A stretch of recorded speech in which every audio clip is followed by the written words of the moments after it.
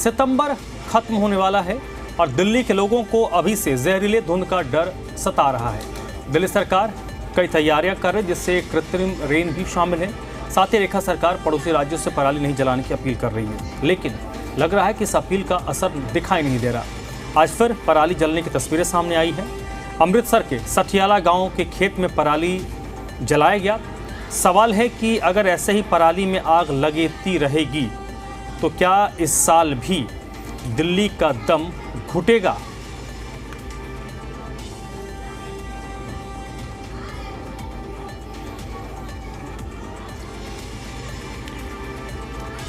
तो ये जो सीजन होता है ये बड़ा क्रूशियल होता है प्रशासन के लिए भी, किसानों के लिए भी, क्योंकि धान की फसल कट चुकी है और धान की फसल कटने के 15 से 20 दिन के अंतराल में गेहूं की बुआई होती है।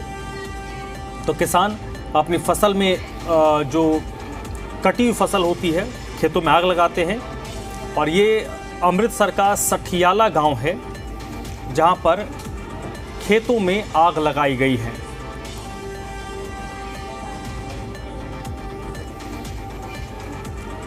अब सवाल ये उठता है कि अगर इसी तरीके से पराली जलाने की घटनाएं सामने आएंगी तो फिर कैसे दिल्ली में जो कदम उठाए जा रहे हैं उसका असर नजर आएगा। दो तस्वीर आप देखिए।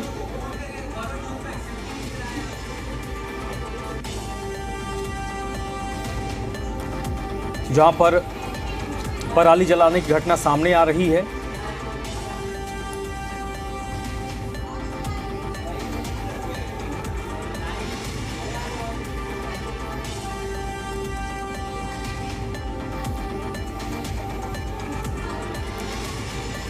तो पंजाब के अमृतसर की तस्वीर आप देख रहे हैं। अमृतसर के सठियाला गांव की तस्वीर है जहां पर पराली जलाने की घटना सामने आई। 2-3 दिनों पहले भी इसी तरीके की तस्वीर अमृतसर से ही सामने आई थी, जहां पर किसान खेतों में आग लगा रहे हैं और धुआं उठ रहा है। दिल्ली सरकार लगातार पड़ोसी राज्यों से अपील कर रही है कि वो पराली जलाने की घटनाओं को रोके, लेकिन ऐसी घटनाएं थम नहीं रही हैं।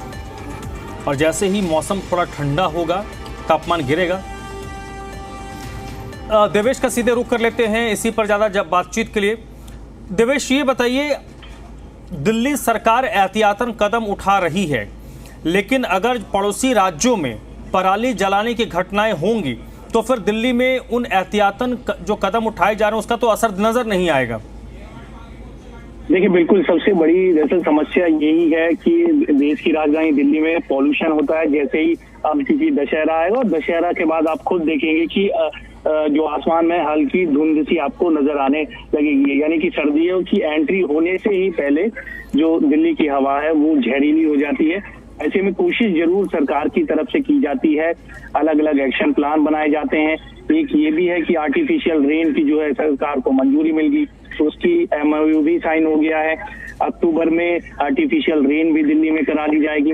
लेकिन सबसे बड़ा सवाल यह है, पड़ोसी राज्य जो हैं, चाहे उत्तर प्रदेश हो, उससे सटे हुए जो शहर हैं, नोएडा हो, ग्रेटर नोएडा हो, गाजियाबाद हो, हरियाणा है, फिर पंजाब है। हरियाणा और पंजाब और उत्तर प्रदेश, दरअसल यहाँ पर जिस तरह से आपने बताया कि पराली जलती है, हर साल जलती है और उसका असर भी होता है। सरकार चाहे दिल्ली की सरकार कितना ही काम कर ले, लेकिन जब तक पड़ोसी राज्य सहयोग नहीं करेंगे, वहां पर इस तरह की जो घटनाएं हैं पराली जलाने की या जिनसे प्रदूषण होता है उन पर काम नहीं होगा, तब तक दरअसल दिल्ली के लोगों को इस प्रदूषण और दम घोटू हवा से राहत नहीं मिल सकती। ऐसे में सबसे जरूरी है कि जो पड़ोसी राज्य हैं वो सहयोग करें, और क्योंकि अभी जो है पराली जलने की जो घटनाएं हैं वो शुरू हो गई है और इसका असर आपको 2 से 3 दिन के अंदर अंदर नजर आना शुरू हो जाएगा।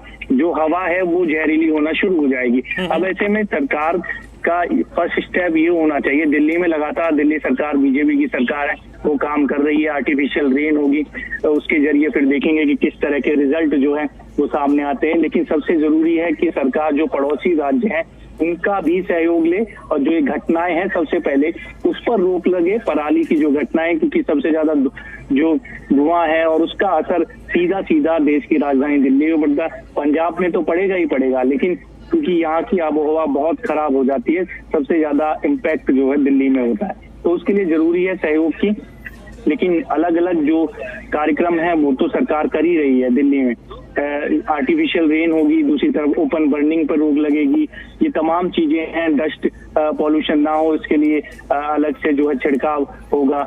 लेकिन पराली एक बड़ी समस्या है और दूसरा जो वाहनों से प्रदूषण होता है। ये ऐसे मुद्दे हैं जिन पर पड़ोसी राज्य के सहयोग के बिना जो है काम नहीं हो सकता।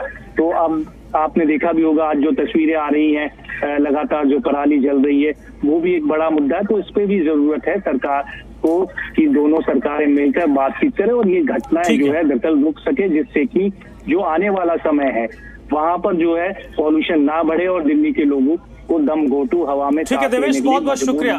ठीक है देवेश, बहुत बहुत शुक्रिया आपका। इस वक्त अनिल गुप्ता हमारे साथ जुड़ चुके हैं, प्रवक्ता हैं भारतीय जनता पार्टी के। और अनिल जी की जो स्पेशलाइजेशन है ये पर्यावरण से जुड़े मुद्दों पर सक्रिय भी हैं और जानकारी भी अच्छा रखते हैं, बीजेपी के प्रवक्ता हैं। अनिल जी, दिल्ली की रेखा गुप्ता सरकार कई सारे प्रयास कर रही है जिससे ये संभव हो, जिससे ये सुनिश्चित किया जा सके कि दिल्ली के लोगों को सर्दियों के मौसम में दम घोटू हवा में सांस ना लेना पड़े।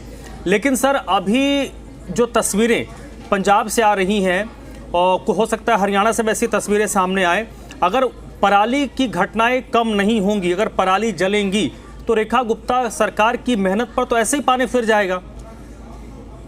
जी नमस्कार, आपको सभी दर्शकों को नमस्कार सर। जब से दिल्ली में रेखा गुप्ता जी मुख्यमंत्री बनी हैं, तब से चाहे वायु प्रदूषण हो चाहे जल प्रदूषण, इस पे बिल्कुल टॉप प्रायोरिटी पे काम किया जा रहा है। हम सबको जानकारी है पिछले 10-12 सालों से जिस तरीके से दिवाली के आसपास और सर्दियों में हमारा एयर क्वालिटी इंडेक्स खतरनाक स्तर पर पहुंचता है और कई बार तो 999 को क्रॉस किया। इस वर्ष और आने वाले वर्षों में वो स्थिति ना हो, इसके लिए दिल्ली की सरकार एवं केंद्र की सरकार भी मिलकर सोर्सेस पे काम कर रही है, जो हमारा वायु प्रदूषण को जो चीजें बढ़ाती है उन सोर्सेस को खत्म करने का काम कर रही है। इसमें कोई दो राय नहीं, पराली जो 2 महीने में जलती हैं ये एक बड़ा सोर्स है वायु प्रदूषण में इजाफा करने का। जब हवाएं बहती हैं तो वहां से आता है। अभी माननीय सर्वोच्च न्यायालय ने भी पीछे ऑर्डर जारी किया है कि उन्होंने ये भी कहा है कि अगर ये किसान या जो भी ये इसको जलाते हैं उन पे आपको संकेतित रूप से FIR दर्ज करनी चाहिए। मैं आपको ये भी जानकारी दे दूं, national clean air programme NCAP के तहत सभी सरकारों को केंद्र सरकार पैसा देती है क्लीन एयर करने के लिए, और पंजाब में तो कई हजार करोड़ रुपए दिए गए जो स्टबल बर्निंग की मशीनें, जो उसका जो गट्ठड़ बनते हैं, जो उसके पैलेट्स बनते हैं उसके बनने के लिए। और केंद्र सरकार ने एक नोटिफिकेशन भी जारी किया कि जो पराली के गट्ठड़ है ये जितने भी बिजली उत्पादन के संयंत्र थर्मल प्लांट है वहां पर एज ए फ्यूल इस्तेमाल होते हैं। कई जगह इस पे काम हो रहा है, उसकी नोटिफिकेशन हुई और किसान वो गट्ठड़ बना के या MSME को प्रमोट करके वो फिर इन प्लांटों में बेचे, इससे उनकी आय भी हो। पर क्योंकि रबी ये फसल दूसरी लेनी होती है तो देखने में आया कि फटाफट अपने अवशेषों को जला दिया और दूसरी फसल की तैयारी की। राज्य सरकार को, पंजाब सरकार पर्टिकुलरली को केंद्र की सरकार ने इस बारे में बहुत मदद की। पिछले कई सालों से मशीनें दी हैं, हमने पिछली बार भी देखा DM और SDM के यहाँ मशीनें पड़ी रही, वो तुरंत मुहैया करानी चाहिए जिससे कि उसको निकाला जा सके। उसके बाद उसके बल्कि MSME को इंसेंटिवाइज किया कि वहां से वो उठा के उसको पैलेट्स बनाए। पर कई बार दुखद होता है कि पंजाब की सरकार इस मामले में गंभीर नहीं है। और ये वायु प्रदूषण ना सिर्फ पंजाब बल्कि एक पूरे नॉर्थ इंडिया की समस्या रही है, जहाँ हरियाणा में कमी आई है। अभी से हम देख रहे हैं जो पिक्चर आपके चैनल ने भी दिखाई है, जो पीछे सैटेलाइट से भी आ रहे हैं, वहां पर बढ़ी है। जागरूकता करानी पड़ेगी और कठोर कार्रवाई भी करनी पड़ेगी और सहायता भी करनी पड़ेगी। तो मुझे लगता है कि जो और सोर्सेज हैं एयर पोल्यूशन के, जैसे construction and demolition waste management की बात है, वेस्ट टू एनर्जी प्लांट की बात है, कूड़ा कचरा धूल मिट्टी का है, पर्टिकुलर मैटर 2.5, पर्टिकुलर मैटर 10, उसको कम करने का आता है। मेरा ये भी मानना है कि एक दिन में ये समस्या का समाधान नहीं हो सकता, पर जब बीजेपी ने अपना मैनिफेस्टो जारी किया था तो ये कहा था कि 3 साल में इस समस्या को जरूर पूरा समाधान करेंगे और उसमें तत्पर भी हैं। आपने देखा मुख्यमंत्री हो, मंत्री हो या जितने भी सरकार से जुड़े हैं उनके टॉप प्रायोरिटी पे है। पर मुझे लगता है पंजाब सरकार, हिमाचल सरकार और बाकी नेबरिंग जितनी भी सरकार है उसमें भी उनको भी इनमें कॉपरेशन करना चाहिए। अभी जो सेवा पखवाड़ा चल रहा है 17 सितंबर से और 2 अक्टूबर के बीच में 75 लाख नए वृक्ष दिल्ली में लगाने की योजना बनी और लग रहे हैं, इसका फायदा हमें आने वाले समय में मिलेगा। वो भी जब ऑक्सीजन जनरेट करते हैं, कार्बन डाइऑक्साइड एब्जॉर्ब करते हैं, उससे भी फायदा होता है।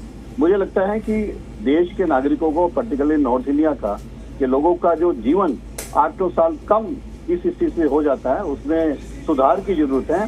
और वायु प्रदूषण पे राजनीति ना होके इसको सभी सरकारों को इस पे सकारात्मक ढंग से काम करना चाहिए। अनिल जी बताइए, जैसे जो पर्यावरण मंत्री है दिल्ली के, सिरसा साहब, 2 दिन पहले उनका एक बयान मैं सुन रहा था जिसमें उन्होंने सभी राज्यों से अपील की थी कि वो पराली अपने राज्य में ना जलने दें। क्या इसको लेकर किसी प्रकार की कोई बैठक हुई है या प्लान है जिसमें सिरसा जी अपने समकक्ष जो राज्यों के मंत्री हैं उनसे या मुख्यमंत्री अपने स्तर पर इसको लेकर कोई बैठक करेंगी?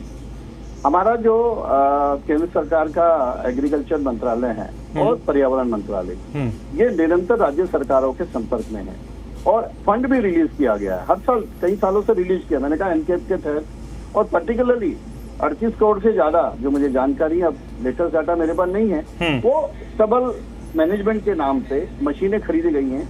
लाखों मशीनें पंजाब और हरियाणा को दी गई हैं, जिससे वो किसानों को निःशुल्क दें, जिससे कि वो उसको निकाल के साइड में गट्ठे गए। केंद्र सरकार सबको कोऑर्डिनेशन का काम कर रहा है, पर केंद्र सरकार कोई किसानों पे जाती नहीं कर सकता। राज्य सरकार को मैंने कहा पहले जागरूकता का काम करना चाहिए, उनको जागरूक करना चाहिए।